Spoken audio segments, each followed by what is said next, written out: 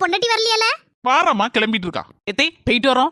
ஆமா, உன்கிட்ட தங்க நெக்லஸ் எல்லாம் உண்டுல்ல, எங்க கவரிங் நெக்லஸ் தூக்கி போட்டுட்டு போற? இருக்கட்டுமா, நல்லா தானே இருக்கு. சும்மா இருல, இதெல்லாம் நல்லாவா இருக்கு? அதெல்லாம் சரிப்படாது. போய் நெக்லஸ் எடுத்து போட்டு வா போ. எத்தே அது இப்ப எதுக்கு இழுவுத? எனக்கு புரிஞ்சு போச்சு. ஆமல, எனக்கு புரிஞ்சு போச்சு.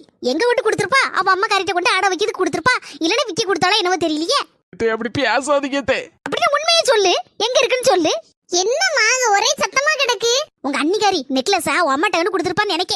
கேக்க கேக்க மூச்சே விட மாட்டேக்கா, ஒப்பாரி வச்சிட்டு இருக்கா. அதுதான் இங்க சத்தமா கிடக்கு. அம்மா இதுக்கு போய் அண்ணி ஏசுவ? ஒரு உண்மையை சொல்லுவேனா? என்ன உண்மை?